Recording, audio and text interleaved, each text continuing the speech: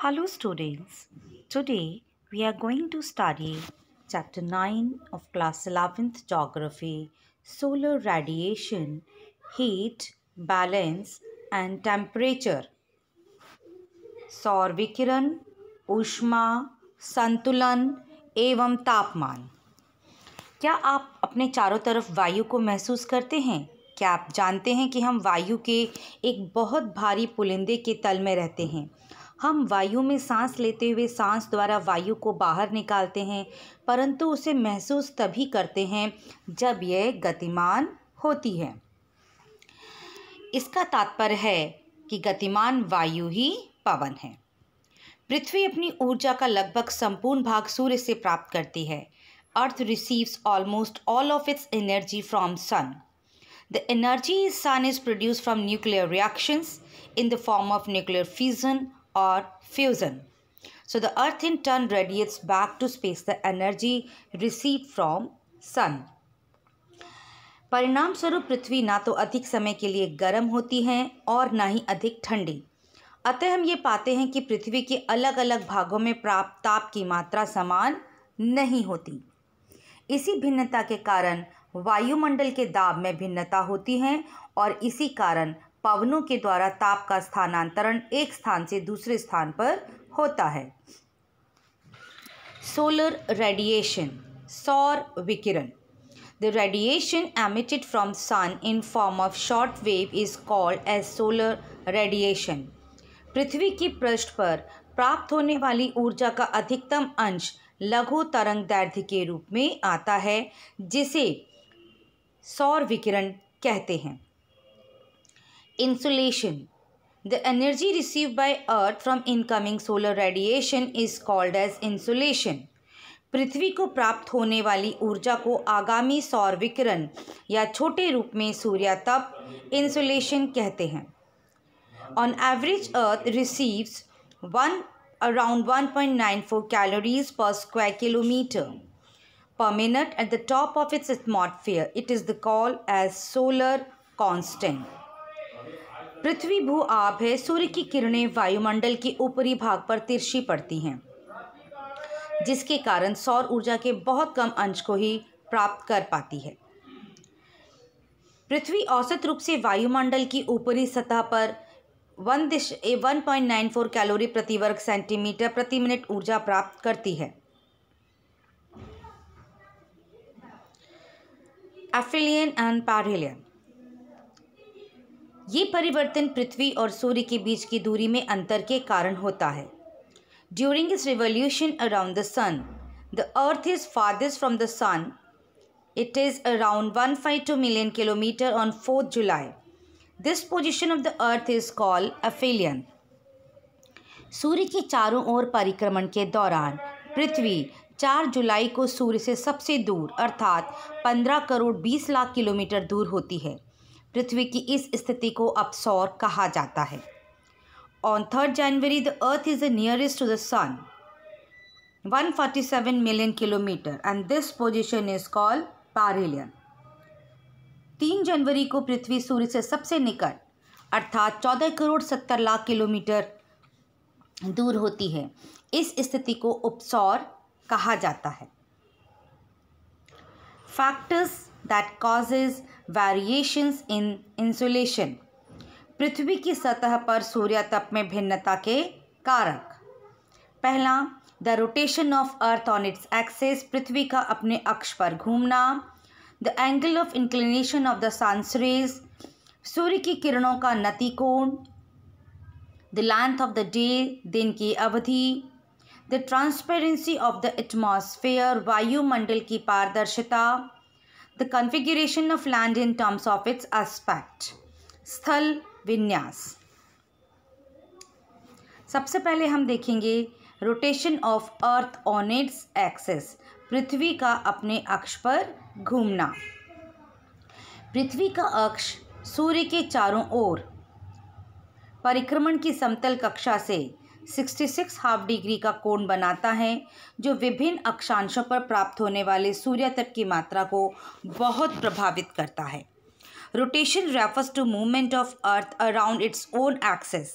The part of the earth facing the sun will receive the maximum insolation as compared to the other side of earth. The fact that the earth's axis makes an angle of 66.5 degree with the plane of its orbit around the sun has a greater influence on the amount of insolation received at different latitudes.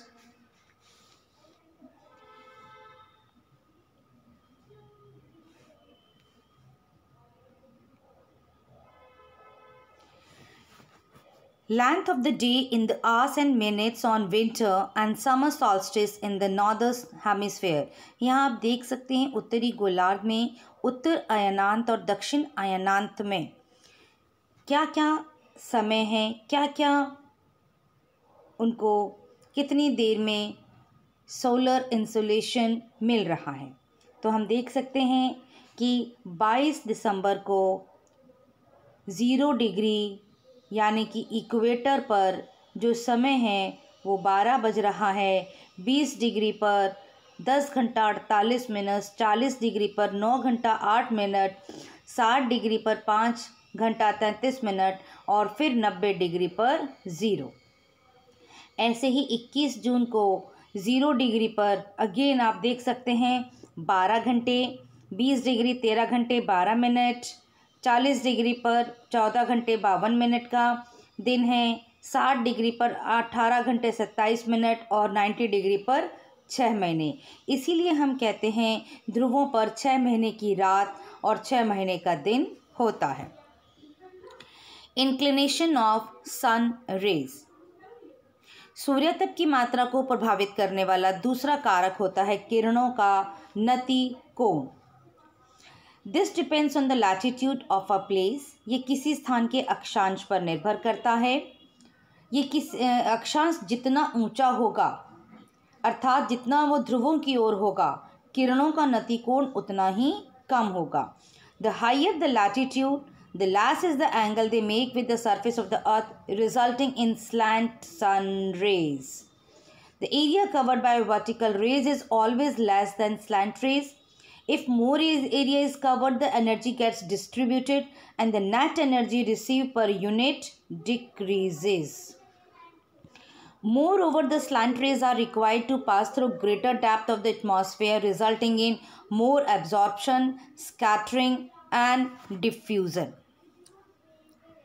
अधिक अवशोषण, प्रकीर्णन और विसरण के द्वारा ऊर्जा का अधिक ह्रास होता है। The passage of solar radiation through the atmosphere. सौर विकिरण का वायुमंडल से होकर गुजरना। The incoming solar radiation passes through the atmosphere before striking the earth surface. ये तो बहुत ही क्लियर सी बात है। पृथ्वी की सतह पर पहुंचने से पहले सूरज की किरणें वायुमंडल से होकर गुजरती हैं क्योंकि पृथ्वी के चारों ओर वायुमंडल का आवरण है। With in the troposphere, water vapour, ozone and other gases absorb much of the near infrared radiation. Very small suspended particles in the troposphere scattered visible spectrum both to the space and towards the surface. This process adds color to the sky. And the red color of the rising and the setting sun and the blue color of the sky are the result of scattering of light within the atmosphere. तो इसी से उदय और अस्त होने के समय सूर्य लाल दिखता है और आकाश का रंग नीला दिखाई पड़ता है। ऐसा वायुमंडल में प्रकाश के प्रकीर्णन द्वारा संभव होता है। Spatial distribution of insolation at the earth surface. सूर्यतप का पृथ्वी की सतह पर स्थानिक वितरण। The insolation received at the surface varies from about 320 watt per meter square in the tropics to about 70 watt per meter square in the poles. धरातल पर प्राप्त सूर्यतप की मात्रा में उष्ण कटिबंध में 320 वाट प्रति वर्ग किलोमीटर से लेकर 70 वाट प्रति वर्ग मीटर तक भिन्नता पाई जाती है। सबसे अधिक सूर्यतप उपोष्ण कटिबंधीय मरुस्थलों पर प्राप्त होता है क्योंकि यहाँ मेघाच्छादन बहुत कम पाया जाता है। Maximum insolation is received over the subtropical deserts because the cloudiness is the least here. उष्णकटिबंध की अपेक्षा विषुवत वृत्त पर कम मात्रा में सूर्यातप प्राप्त होता है। सामान्यतः एक ही अक्षांश पर स्थित महाद्वीपीय भाग पर अधिक और महासागरीय भाग में अपेक्षाया कम मात्रा में सूर्यातप प्राप्त होता है। In winters the middle and higher latitude receive less radiation than in summer. वायुमंडल का तापन एवं शीतलन, heating and cooling of the atmosphere. वायुमंडल के गर्म और ठंडा होने के अनेक तरीके हैं। हम इन सभी तरीकों को एक एक करके देखते हैं। सबसे पहले कंडक्शन यानी चालन।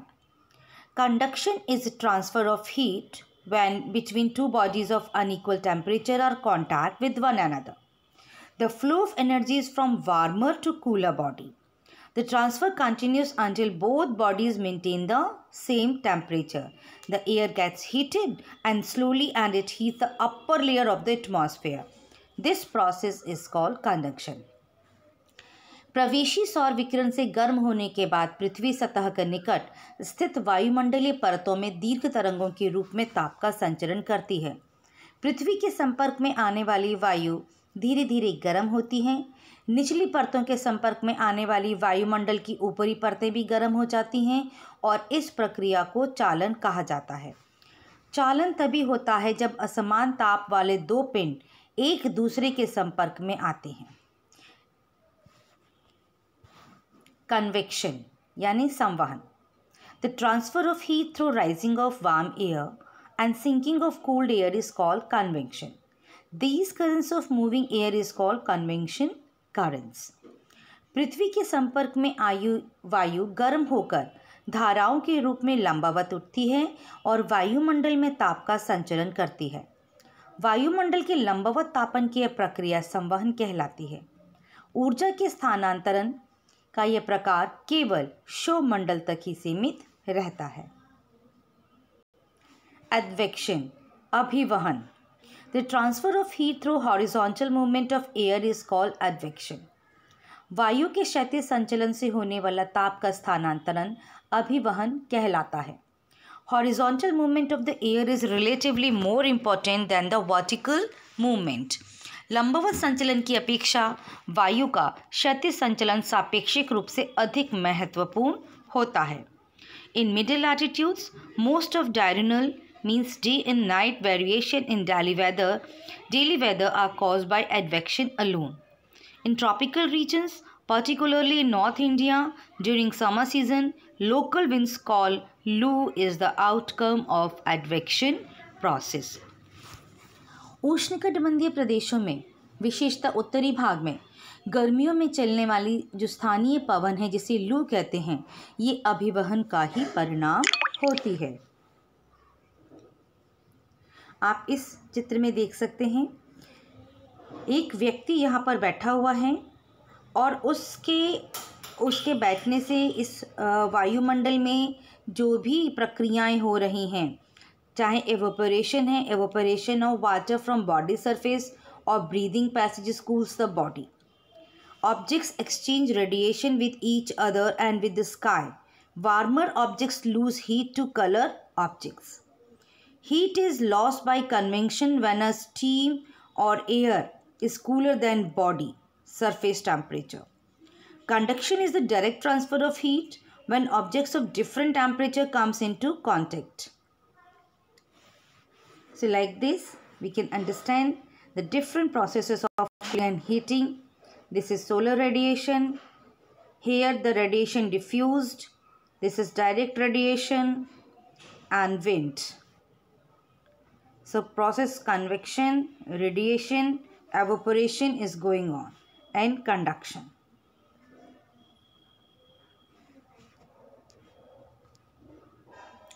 Terrestrial radiation, Parthiv Vikiran.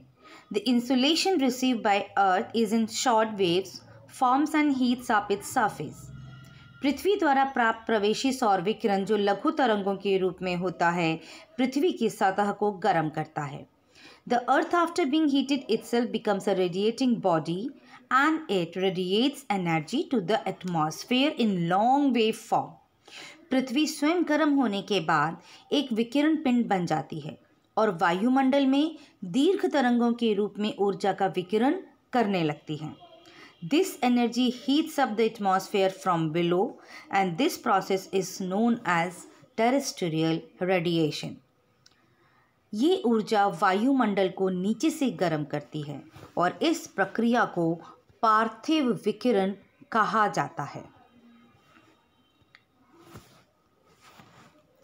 Heat budget of the earth, पृथ्वी का ऊष्मा budget. The earth as a whole does not accumulate or lose heat. पृथ्वी ऊष्मा का ना तो संचय करती है और ना ही ह्रास करती है। It only maintain its temperature. ये एक इम्पॉर्टेंट चीज़ है, ये अपने तापमान को स्थिर रखती है।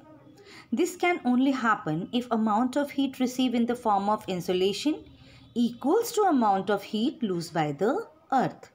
ऐसा तभी संभव है जब सूर्य विकिरण द्वारा सूर्यताप के रूप में प्राप्त ऊष्मा और पार्थिव विकिरण द्वारा अंतरिक्ष में संचरित ताप बराबर हों।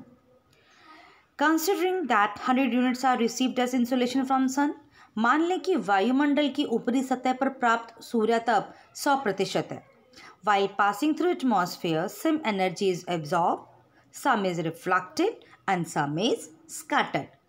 वायुमंडल से गुजरते हुए ऊर्जा का कुछ अंश परावर्तित हो जाता है, कुछ प्रकीर्णित हो जाता है और कुछ अवशोषित हो जाता है। This is the diagram of heat budget. हम इसके द्वारा ही जो है पूरे किस तरीके से पृथ्वी अपने इस वायुमंडल को के तापमान को संतुलित करती है वो देखते हैं। हाँ, अब देखिए, out of 100 units, 35 units are reflected back, 27 units by clouds and 2 units by snow ice covered areas of earth and 6 units are scattered into space. This is 6 scattered into space, 27 by clouds and 2 by earth. तो 27 इकाइयाँ बादलों की ऊपरी छोर से तथा 2 इकाइयाँ पृथ्वी के हिमाच्छादित क्षेत्रों द्वारा परिवर्तित होकर लौट जाती हैं। सौर विकिरण की इस परिवर्तित मात्रा को पृथ्वी का एल्बिडो कहते हैं। Remaining 65 units are absorb by earth. जो अब 65 यूनिट्स रह गई हैं वो पृथ्वी के द्वारा अवशोषित होती हैं। 14 वायुमंडल में और 51 पृथ्वी के धरातल के द्वारा। यहाँ आप देख सकते हैं 14 absorb by atmosphere and 51 units through absorb by earth. इनमें से 17 इकाइयाँ तो सीधे अंतरिक्ष में चली जाती हैं और 34 इकाइयाँ वायुमंडल के द्वारा एब्जॉर्ब कर ली जाती हैं, अवशोषित कर ली जाती हैं। 6 इकाइयाँ स्वयं वायुमंडल द्वारा, 9 इकाइयाँ संवहन के जरिए और 19 इकाइयाँ संघनन की गुप्त ऊष्मा के रूप में। 17 units are reflected back to space by Earth's surface. 48 units are again reflected to space by atmosphere and total units reflected are 17 plus 48 equals to 65. तो इस तरीके से वायुमंडल विकिरण द्वारा अंतरिक्ष में वापस लौटा दिया जाता है। वापस लौटने वाली ये इकाइयाँ ये 65 यूनिट्स का संतुलन कर देती हैं जो सूर्य से प्राप्त होती हैं और यही पृथ्वी का ऊष्मा बजट या ऊष्मा संतुलन है। और यही कारण है कि ऊष्मा के इतने बड़े स्थानांतरण के बावजूद भी पृथ्वी ना तो बहुत गर्म होती है और ना ही बहुत ठंडी होती है। So this is called as heat budget और heat balance of earth. The reflected amount of radiation is called albedo of Earth.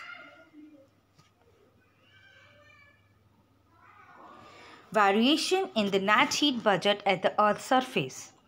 पृथ्वी की सतह पर कुल ऊष्मा बजट में भिन्नता।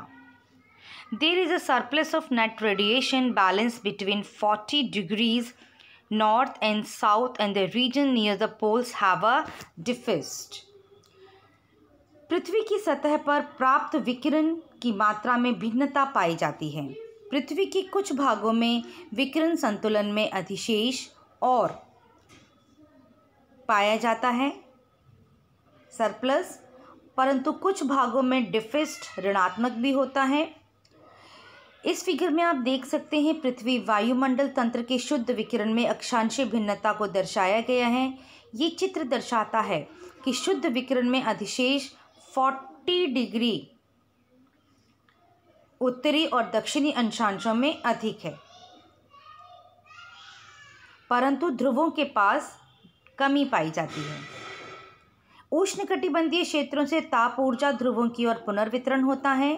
फलस्वरूप उष्णकटिबंध ताप संचयन के कारण बहुत अधिक गर्म नहीं हो और ना ही उच्च अक्षांश अधिक कमी के कारण पूरी दबे हुए हैं। So the surplus heat energy from the tropics is redistributed polewards, and as a result of the tropics do not get progressively heated up due to the accumulation of excess heat, or the high latitudes get permanently frozen due to excess deficit. Temperature, तापमान. The interaction of insolation with the atmosphere and the Earth's surface creates heat, which is measured in terms of temperature. While heat represents the molecular movement of particles comprising a substance, the temperature is the measurement in degrees of how hot or a thing is.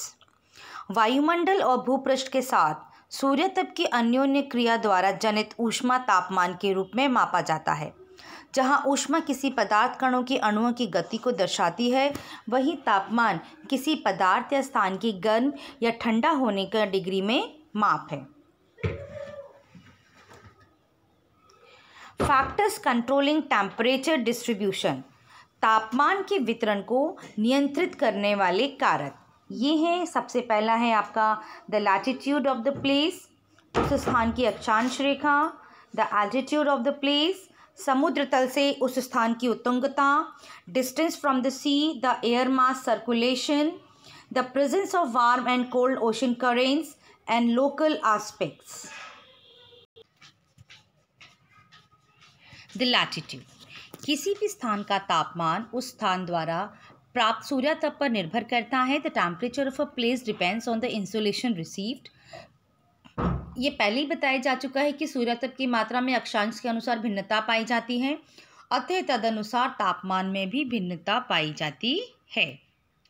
The altitude, उत्तुंगता, वायुमंडल पार्थिव विकिरण द्वारा नीचे की परतों में पहले गर्म होता है। यही कारण है कि समुद्र तल के पास के स्थानों पर तापमान अधिक और ऊंचे भागों में स्थित स्थानों पर तापमान कम होता है। The places near the sea level record higher temperature than the places situated at higher elevation. In other words, we can say that the temperature generally decreases with increasing height.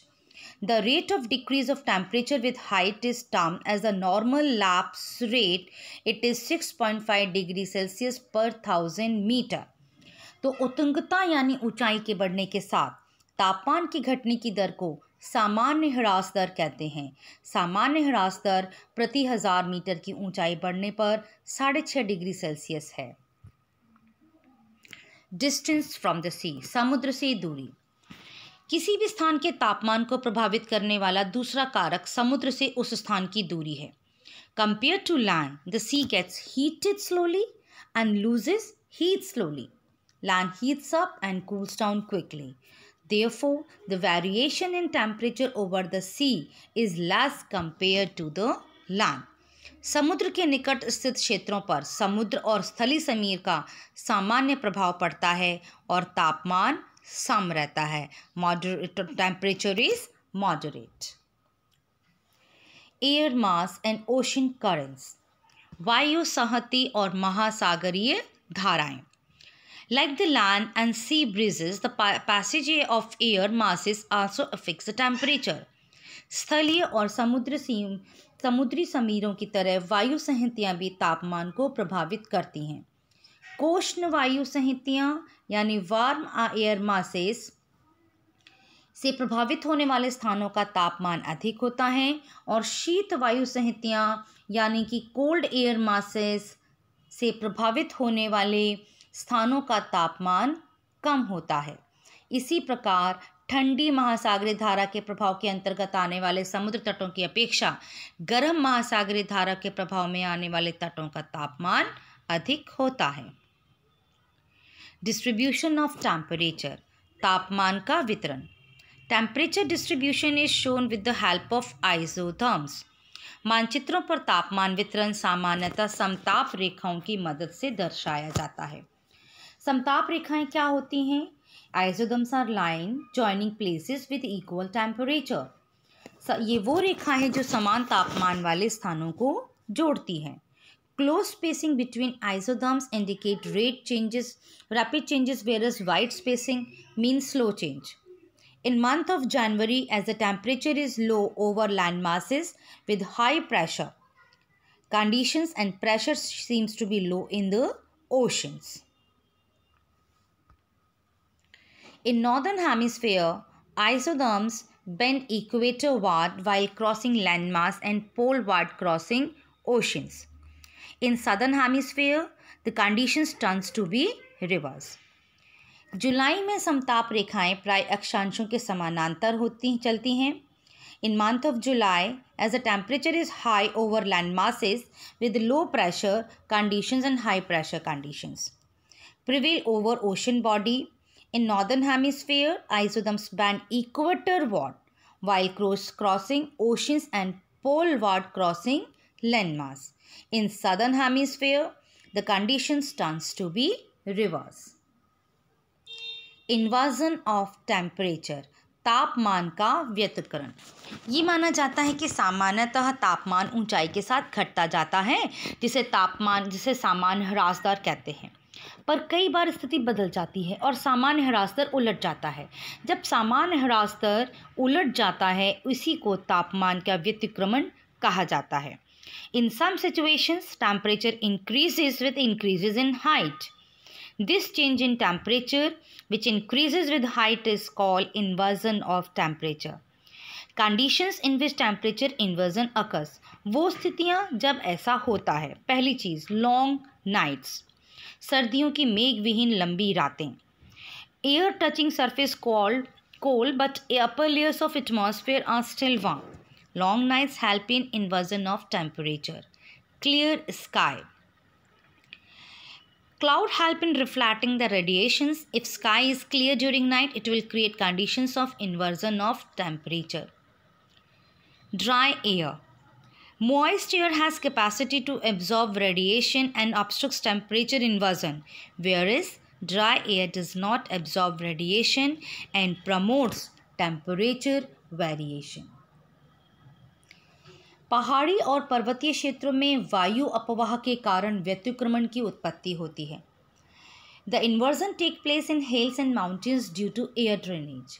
पहाड़ियों और पर्वतों पर रात में ठंडी हुई हवा ग्रेविटेशनल फोर्स के प्रभाव में भारी और घनी होने के कारण लगभग जल की तरह कार्य करती है और ढाल के साथ साथ ऊपर से नीचे उठती है। ये घाटी की तली में गर्म हवा के नीचे इकट्ठी हो जाती हैं और इसी को वायु अपवाह या एयर ड्रेनेज कहते हैं। So being heavy and dense, the cold air acts almost like water and moves down the slope to pile up deeply in pockets and valley bottoms with warm air above. This is called air drainage. Planck का नियम बताता है कि एक वस्तु जितनी गर्म होगी वो उतनी ही अधिक ऊर्जा का विकिरण करेगी और उसकी तरंगदैर्घ्य उतनी ही लघु होगी। Planck's law states that hotter a body, the more energy it will radiate and shorter the wavelength of that radiation. 1 ग्राम पदार्थ का तापमान 1 अंश सेल्सियस बढ़ाने के लिए जितनी ऊर्जा की आवश्यकता है वो विशिष्ट ऊष्मा कहलाती है। Specific heat is the energy needed to raise the temperature of 1 gram of substance by 1 Celsius. So that's all your chapter. Hope you will understand the chapter. Thank you so much.